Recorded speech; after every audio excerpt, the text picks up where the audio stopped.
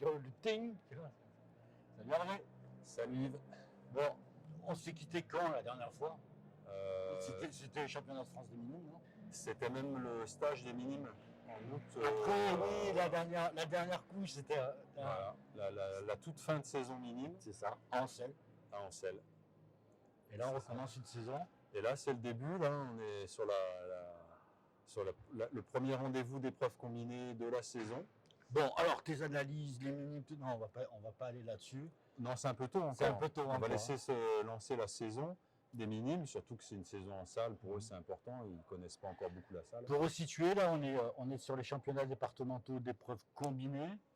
Donc c'est la première, je veux dire, c'est la première compétition où, de quelle catégorie là? De cadet à Cadet. senior. Alors, il y a master. une ribambelle de cadets, j'ai vu les engagés. C'est C'est la normalité ou... C'est la normalité, c'est la normalité. Beaucoup de minimes, enfin de cadets arrivent par une formation sur plusieurs épreuves. Donc, Oui, donc, du voilà, coup- l'école d'athlètes, c'est vraiment les former en course, en saut, en lancer, en course de fond, en course de vitesse. Et ça les amène naturellement à s'essayer aux épreuves combinées.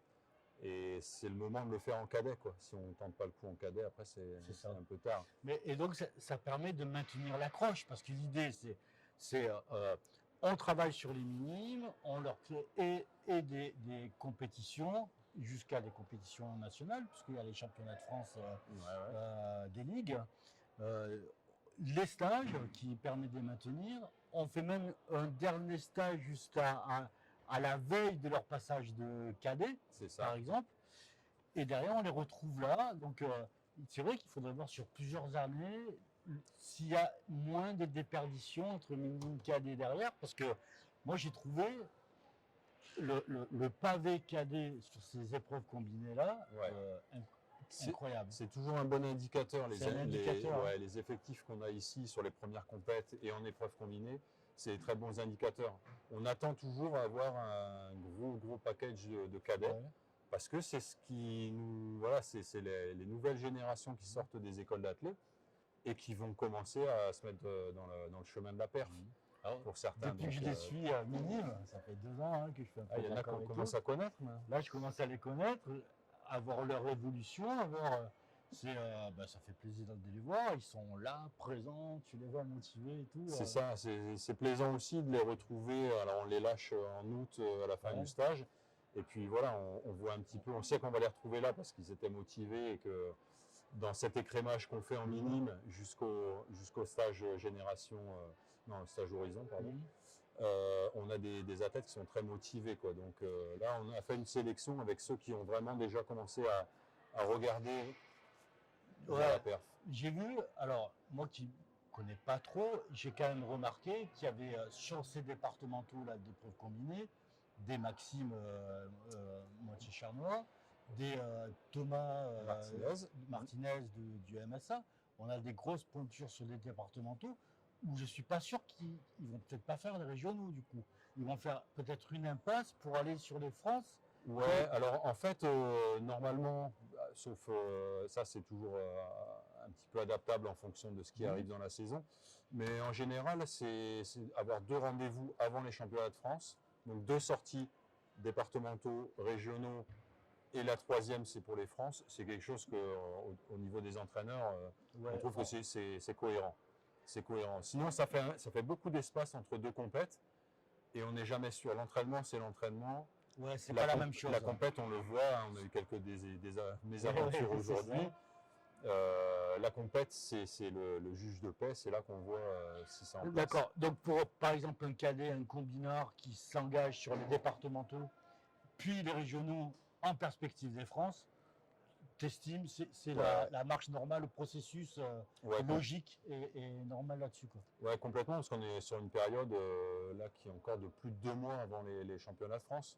Donc voilà, rentrer encore au moins une compète de préparation, c'est le minimum. Certains peuvent même aller en chercher une deuxième s'ils n'ont pas leur... Ailleurs, sur une autre région pour voir... S'ils n'ont pas leur minima, c'est souvent ce qui sont proches. C'est ça. Et ça peut être, ça.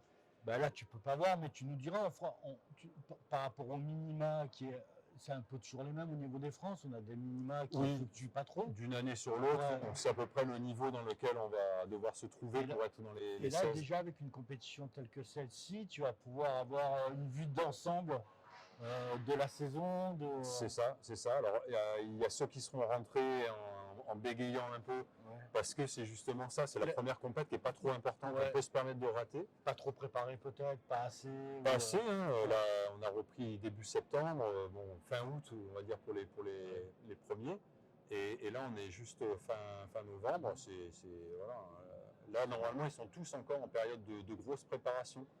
Ils préparent pas la compète, ils préparent quand même, ils sont toujours sur du travail foncier, on va dire. Donc les rendez-vous, championnat régional, c'est à Miramas. C'est à Miramas, C'est en janvier. mi-janvier. 13-14, ouais, c'est comme ça. 13-14 janvier, mais on remettra bien les dates, ne vous inquiétez pas là-dessus. Et on reviendra vous faire un petit sujet sur les. C'est ça. Et puis d'ici là, on aura même eu un stage épreuve combinée, voilà. pour toujours en vue de préparer cette saison hivernale, avec un stage qui va se dérouler ici à Miramas pour les cadets à seniors. La période fin décembre. Ouais, 19 au 23 décembre. Jusqu'à Noël. Jusqu'à Noël, voilà, jusqu'au cadeau de Noël, avec cadets à seniors et donc les suivis. D'accord, de cadet à senior. Alors, les sélections, c'est par rapport à vos listes, les listes que vous avez. Voilà, les listes de suivi. Donc en gros, on a 3 suivis. On a les athlètes qui sont listés sur liste ministérielle, les athlètes qui sont en suivi 1. Le suivi 2, c'est les athlètes qualifiés au championnat. Donc sur la troisième option, la troisième liste que tu me signalais, Oui. en fait, ceux qui sont juste ce type de compétition, ça compte. C'est là-dessus que vous avez la capacité de prendre des personnes, d'identifier des athlètes et de les faire entrer dans vos listes pour un suivi particulier. Et ce type de compétition-là, faut pas. C'est sur chaque compète. C'est sur chaque compète. Ouais. C'est un bilan global, quoi. C'est un bilan global, et puis chaque athlète va avoir sa compétition où il va avoir une progression. Donc il faut toujours aller regarder les résultats, parce que certains, ils vont avoir leur gros total aujourd'hui. Pour d'autres, ça sera aux régionaux. Pour d'autres encore, ça sera les France. Mais là, déjà aujourd'hui, on attend un gros total de Maxime Moitié-Charnois qui est parti comme une fusée. Donc c'était pas ce qui était prévu dans le plan, mais quand ça part bien, ça part, quoi. On continue. Je crois qu'il y a un moment donné, hier, il y avait un petit mano à mano avec Thomas. Ouais. Et du coup, ça a dû, je sais pas, mais peut-être que ça. Mais eux, ils se retrouvent. C'est un peu ça qu'on attend dans la compète, c'est que s'il y en a un qui n'est pas là, je suis pas sûr que l'autre fasse la perf qu'ils ont fait hier, 2-0-1 et 2-0-4. C'est ça. Je pense que c'est l'adversité qui les pousse là dans leur retranchement. Les deux battent leur record, c'est pas. Vous avez entendu les deux. Maxime et Thomas, ils ont fait 2 records personnels, c'est ça? Ouais. 2 à hauteur, junior, c'est junior. 2,04 et 2,01. Donc voilà, quoi. Sur la bataille. Ils sont sur la bataille, et puis tant mieux parce que ça va nous régaler. C'est ça. Tout s'est régalé, ce concours, même les juges. C'est ça, étaient. On a traîné un peu à longueur, mais c'était comme ça. Tout le monde s'est régalé. C'est les 1000 mètres, là? C'est les 1000 mètres qui vont commencer. À finir? Non, ça s'enchaîne. Ouais, ça va s'enchaîner là sur toutes les catégories. On va basculer sur un autre sujet, la commission jeune. J'ai vu Gérard Vialette. Exactement. J'ai fait une petite interview hier avec lui. Il est en train de prendre ses marques, tout ça. Il y a des choses qui vont changer Il y a énormément qui va changer parce qu'on n'avait pas de pilote dans l'avion. On avait un avion, mais sans aile. Un bel avion. C'est ça. Et là, maintenant, on a Gérard qui va piloter ça, qui va coordonner des actions. Et puis, on a déjà démarré sur une année où on progresse à chaque fois d'année en année. On a un livret de compétition jeune qui est déjà sorti. Donc on a tenu à sortir ça en avance pour que les entraîneurs aient toutes les infos avec le maximum de recul pour pouvoir anticiper.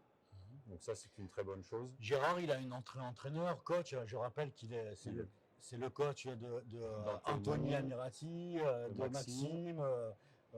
Il est au club à l'EPF de Fayence.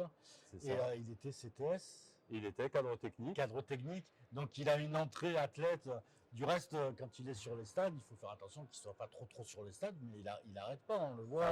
Il n'arrête pas dessus. Donc il a vraiment une entrée athlète, entraîneur et tout.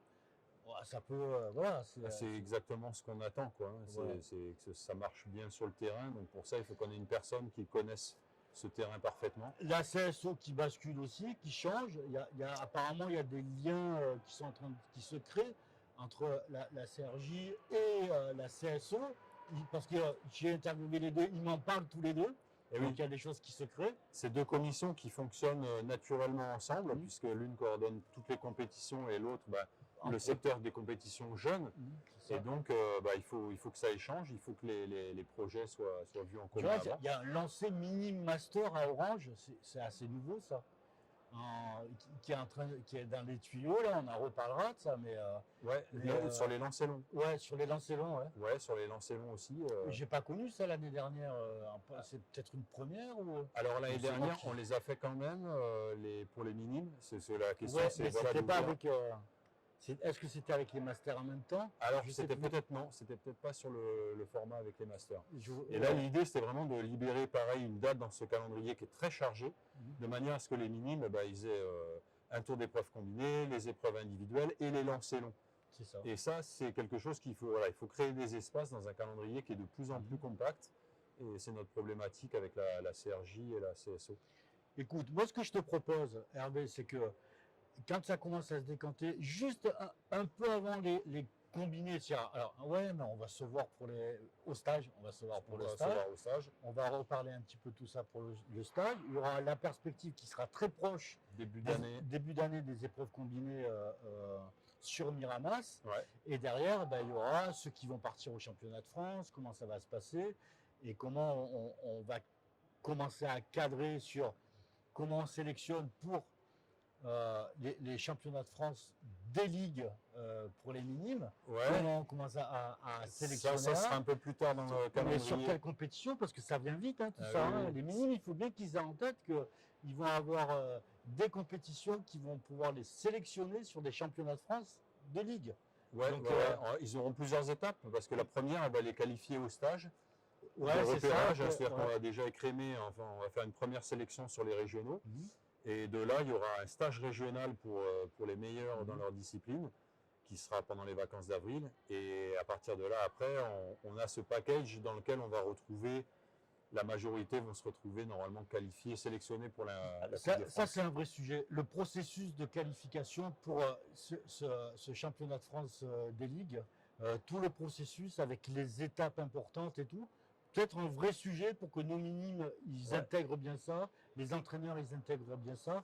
Je pense que on a peut-être trouvé le sujet de la prochaine émission, mais ça sera peut-être ça, ça sera pas mal ça aussi. Ouais, complètement.